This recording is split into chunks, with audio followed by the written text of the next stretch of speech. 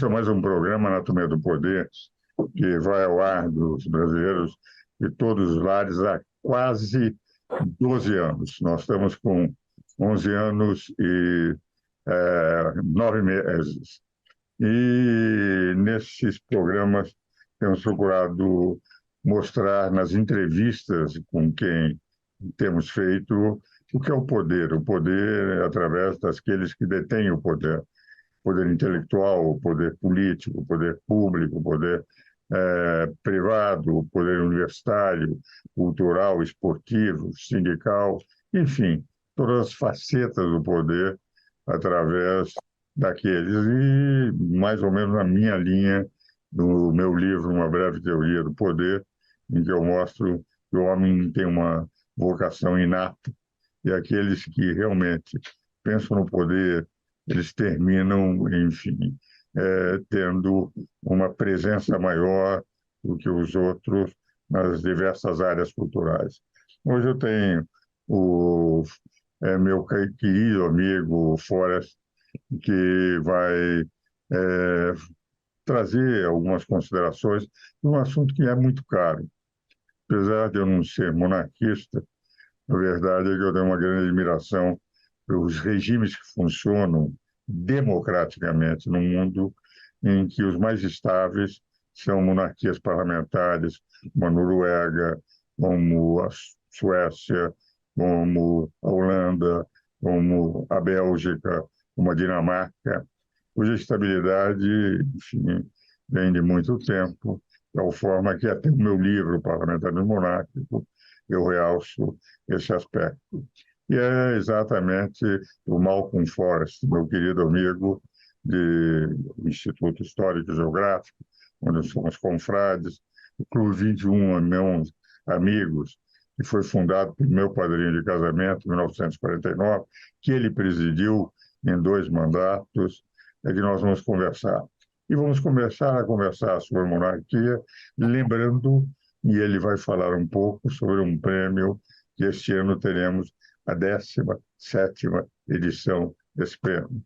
Meu caro Malcolm, estou muito satisfeito de tê-lo no meu programa e gostaria que já começasse a falar sobre a importância desse prêmio que tem o nome de seu pai. Muito bem, muito obrigado pela oportunidade de encontrá-lo, encontrar os espectadores e telespectadores, não é? E falar de coisas tão agradáveis, e tão importantes e cultas. Enfim, é tudo de bom, como se diz. Meu pai, Paul Donovan Kiger, é um americano que se alistou na Marinha de Guerra Americana durante o começo da Segunda Guerra Mundial e veio ao Brasil.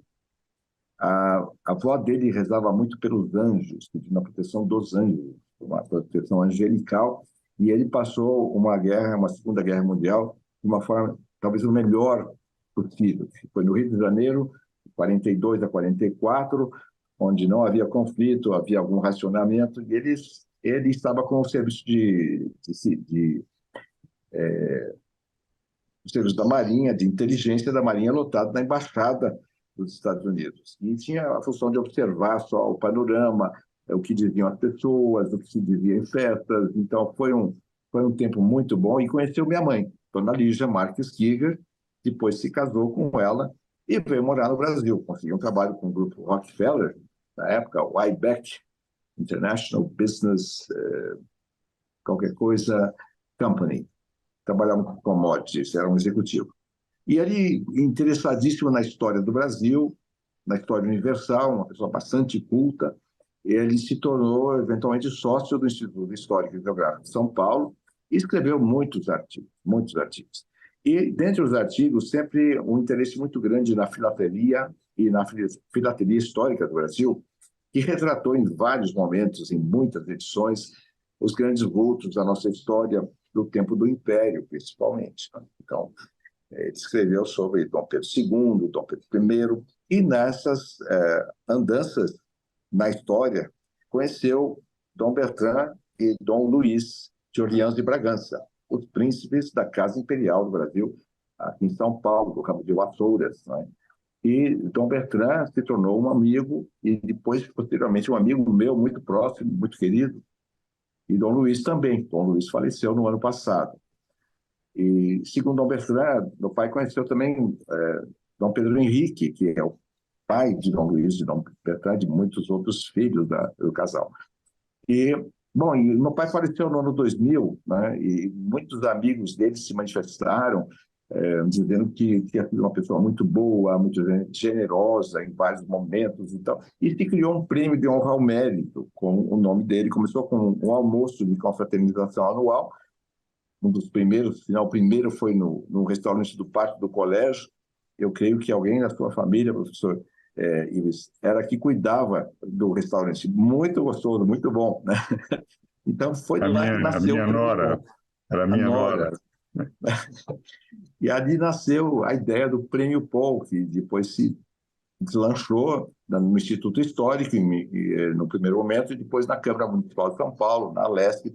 E nós já fizemos mais de 130 homenagens a pessoas por realizações de vida, pessoas que têm uma história de ajuda ao próximo, cristã, que ajuda às questões culturais, as científicas, as ambientais também.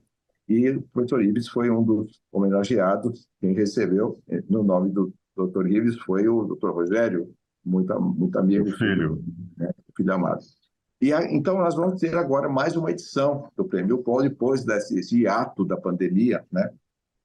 Nós vamos ter uma premiação presencial e eu convido o Dr. Ives, se possível, seus familiares e todos os nossos ouvintes e telespectadores, né, a participarem no dia 8 de dezembro, na Câmara Municipal, a partir das 18 horas. E na Câmara Municipal de São Paulo, que fica ali no centro de São Paulo, o Palácio Anchieta, né? É bem conhecido. Então, nessa ocasião, nós vamos fazer uma homenagem, inclusive, a Dom Luís de Orleans e Bragança, que faleceu no ano passado e teve uma atuação muito importante na Constituinte e no plebiscito, né? Dos anos 80, 90, e permitiu a mudança de um erro histórico que nós tínhamos no Brasil, da cláusula pétrea. Até se o professor Ives pode comentar alguma coisa sobre esse assunto. É. E, então, hoje em dia, não existe mais como dizer, aquela proibição arbitrária que adveio daquele momento revolucionário de 15 de novembro de 1889. Então, um dos homenageados vai ser o nosso querido Dom Luís de Orleans e Bragança, e a outra homenageada, a minha querida esposa, que faleceu no ano passado, em 26 de dezembro, Kátia Fraga Kiger, que foi uma enfermeira exemplar, atuando na área da intensiva das UTIs infantis, principalmente no Hospital Santa Catarina, e atuou como bioética, enfim. São dois dos nomes que nós vamos homenagear. Que beleza. Então, fica aí o convite já feito. Eu agradeço muito. Eu quero lembrar o seguinte: é interessante isso que disse o meu confrade Malcolm. Eu fui vice-presidente do Instituto Histórico e Geográfico de São Paulo, sobre realmente a monarquia. Se nós analisarmos o que representa as 20 democracias mais estáveis do mundo, essas democracias, 19 são parlamentaristas e só uma presidencialista, que é a dos Estados Unidos, onde não houve ruptura institucional nenhuma desde a Segunda Guerra Mundial e onde a estabilidade se faz um debate acadêmico, político, de discordâncias e de diálogo, e não da radicalização que os países menos desenvolvidos têm. E dessas 19 democracias parlamentaristas, quase todas europeias, o que nós temos é 7 que são monárquicas, o que vale dizer são 12 republicanas e 7, porque há uma separação entre poder público, entre poder, o chefia de Estado e a chefia de governo. A chefia de governo é sempre através da Câmara ou da Assembleia, ou do Congresso, que elege o primeiro-ministro, e a chefia de Estado pode ser, nas republicanas, eleito pelo povo, ou eleito pelo Congresso, entende? E nas monárquicas, o chefe de Estado necessariamente é um descendente da família real. dessas 7 democracias, nós temos 2 poderosas, que são da Espanha e da Inglaterra, mas que muitas vezes, digamos, o comportamento daqueles que vestem a representação não é o comportamento mais adequado. Enquanto que 5 das democracias republicanas e monárquicas e parlamentaristas, nós temos uma perfeita tranquilidade na chefia de Estado, com o respeito à liturgia que o cargo exige e, ao mesmo tempo, uma democracia ampla. A Suécia, inclusive, o rei da Suécia é casado com uma brasileira, porque não existe esse problema em relação às pessoas do povo que vêm a ser escolhidos. Na Bélgica, inclusive, nós tivemos um caso interessante. O rei contrário à aprovação do aborto renunciou. E quando renuncia, o Congresso teria que escolher se continuaria no regime monárquico ou no regime republicano. Assinaram, portanto, a lei do aborto, e que o rei se negou a acusar, assinar e renunciou. E 24 horas depois da lei ter sido assinada pelo chefe de governo, o Congresso se reuniu para restabelecer o rei, tal a importância da monarquia. Então, a monarquia hoje já não tem mais aquela oposição que tinha no passado por uns preconceitos que foram formados e um desconhecimento da realidade mundial. E nós vamos falar sobre isso no nosso segundo bloco, porque Malcolm Forrest é um dos grandes defensores da monarquia no Brasil. Vamos agora aos nossos comerciais.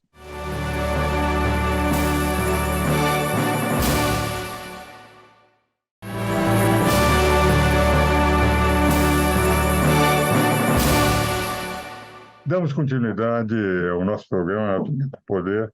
Hoje eu estou entrevistando o meu confrade do Instituto de História e Geográfica de São Paulo e do Clube Lume 21, Irmãos Amigos, fundado em 49 pelo meu padrinho de casamento, Adolfo Milani, com Malcolm Forrest.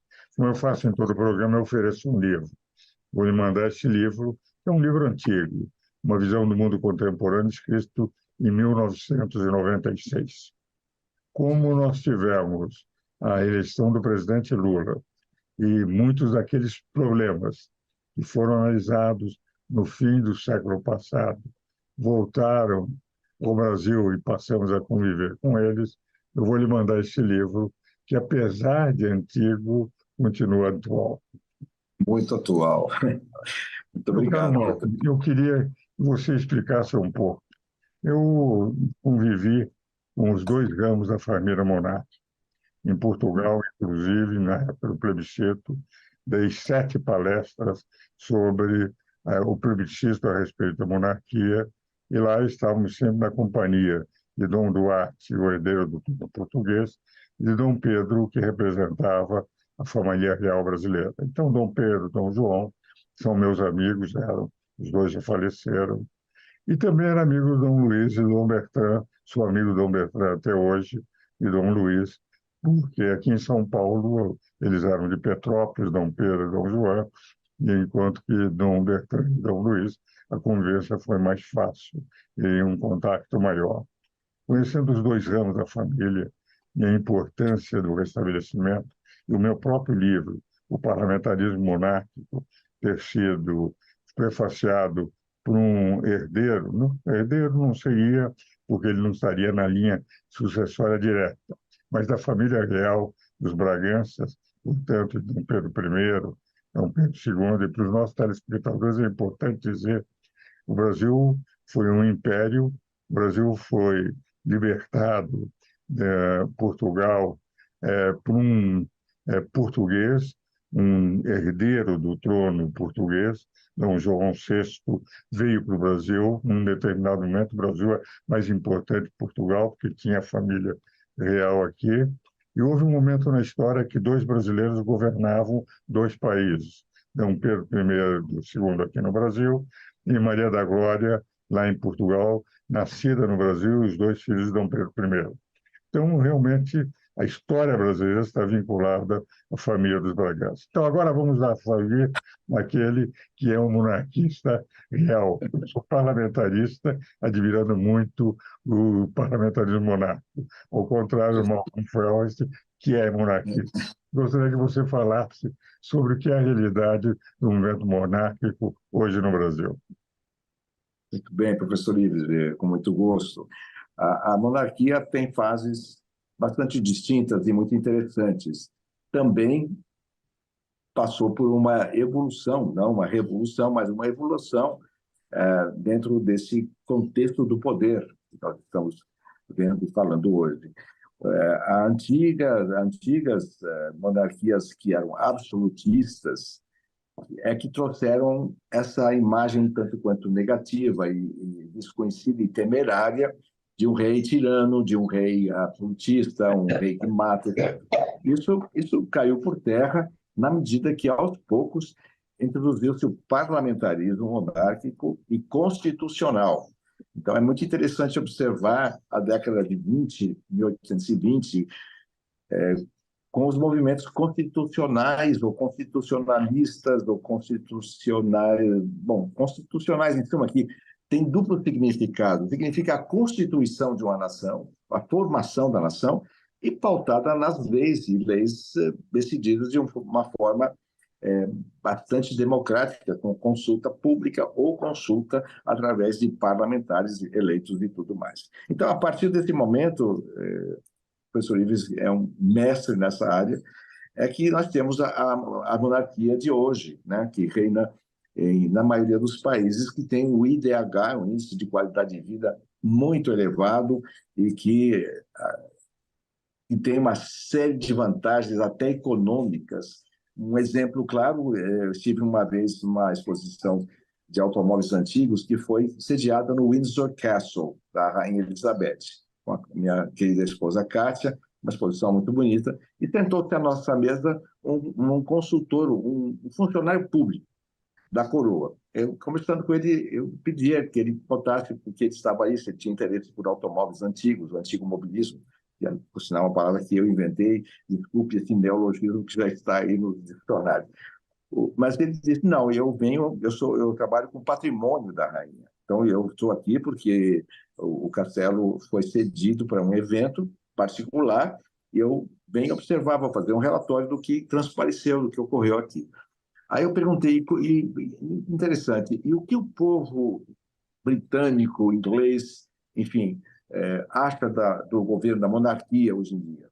Aí ele parou um minutinho e falou assim, olha, reclamam bastante, mas reclamam do quê? Não, dos custos, acham que é uma coisa supérflua, custa caro. Aí eu perguntei quanto custa a coroa, o patrimônio real, a família real britânica, né? Cerca de 40 milhões de libras por ano. Eu fiz um cálculo rápido na minha cabeça, fiquei imaginando quanto custa a presidência da República no Brasil, né? Quanto custa todas essas adiposidades, que é uma expressão que um amigo usa em alguns momentos, né? Que nós temos essa gordura que nós temos no governo, né? E eu disse, olha, o povo é feliz e não sabe aqui. Então, o comentário seguinte foi assim, houve um incêndio no St. George Hall, do Palácio de Windsor, e porque há 70 anos não se trocava a fiação elétrica, resolveram fazer uma reforma. Retiraram os quadros e, no meio da noite, o incêndio começou. Mexeram, alguma coisa aconteceu, e caiu, foi um desastre, o teto ruiu, tudo destruído. Mas aí, em pouco tempo, os voluntários da pátria, né, vieram e doaram seus serviços gratuitamente. Então, em suma, a monarquia é um sistema que tem o clamor e o amor do povo, sendo ela benévola, sendo ela democrática, sendo parlamentarista, não é? Constitucional, e mais, os reinantes, as famílias, né, estão preparadas para isso. Então, não é uma pessoa que sai do nada por uma questão de popularidade e se torna um rei, um imperador, uma princesa. Então, essas são é a minha visão. E também nós temos aí um fator importante, principalmente no Brasil, que é uma liderança cristã. Nós precisamos, só vamos ter paz no mundo, realização, quando houver uma teocracia, digamos assim, né? Onde Deus seja realmente o que manda em nós, e nós assumimos que somos subordinados e o amor de Deus. Então, isso a monarquia brasileira traz no seu bolso, né? Então, Mas essa são algumas das razões, né? E eu quero também fazer um convite para o dia 9 de dezembro, professor Ives, que nós vamos ter o concerto de Natal da Casa Imperial, que é uma tradição da família imperial aqui em São Paulo, que vai ser na igreja de Nossa Senhora Auxiliadora, na Luz, ali no Bom Retiro, às 18 horas. E eu sou o diretor musical e vou apresentar este concerto que acontece todo ano e vai ser reeditado. Que beleza. Nesse assunto, quero até dizer o seguinte: quando se diz que o brasileiro é contra a monarquia, na verdade, naquele plebiscito, houve um absurdo na cédula que eu denunciei na Folha de São Paulo e o Oscar Correia concordou, no sentido de que eles puseram parlamentarismo ou presidencialismo, monarquia ou república. Ora, era um absurdo, teria que pôr parlamentarismo ou presidencialismo e no parlamentarismo uma chave republicano ou monárquico. Mas eles puseram de tal forma que toda a campanha foi feita como se a monarquia fosse contra o presidencialismo. E eu quero dizer um episódio extremamente interessante daquele período. Naquele período, entende, quando estava se procurando a opinião, o deputado Cunha Bueno foi almoçar num restaurante no Rio de Janeiro, chamava-se, parece que, o Rei da Carne, o Rei disso. Ele disse, olha, por que o senhor pôs o Rei da Carne e não pôs o Presidente da Carne? Ele disse, o senhor é louco? Se eu puser presidente, alguém vem aqui, o rei todo mundo acha que eu sou o melhor. E é interessante, em todos os lugares onde nós vamos, esse é o rei daqui, o rei daquilo, a rainha disso, a rainha daquilo. Quer dizer, o povo tem ainda no coração a sensação que ninguém quer pôr o presidente disso ou o presidente daquilo aqui no seu restaurante ou naquilo que está fazendo. Demonstra que não há essa impressão que você tem de que o povo é contra a monarquia. Eu tenho a impressão que se um dia adotarmos o parlamentarismo, daí se poderia estudar, entende? Porque nós temos uma tradição de família monárquica. Temos uma tradição e que é interessante. Todos aqueles descendentes da família real que são meus amigos ou que foram meus amigos eram extremamente cultos. E só vou contar com isso, a gente encerra o programa, um episódio em que eu fui dar palestra em Lisboa, Porto, Santarém, sobre a monarquia na época do plebiscito. E o Dom Pedro, em domingo não, era um dia de semana, mas como eu vou à missa todo dia, eu fui às 8 horas, chovia muito, fui à igreja e só teria missa às 10 horas. Eu estava em Lisboa, em Cascais, então eu disse, olha, eu pego um táxi e vou a Santarém, depois os senhores vão antes. E o Dom Pedro disse para o pessoal que estava esperando, ele vai homenagear o Senhor Deus do Universo, o Rei do Universo. Todos nós vamos esperar aqui até que ele volte, porque ele está, nesse momento, com o maior rei, e nós somos apenas reis que não temos trono. E todos esperaram, a missa, voltei, e daí que fomos para o Palácio em Santarém. Meu caro Malcolm, muito obrigado pela sua presença no nosso programa. Eu que agradeço, um abraço ao senhor e um abraço a todos os nossos telespectadores. Meus caros, grato pela atenção e os espero novamente no próximo domingo.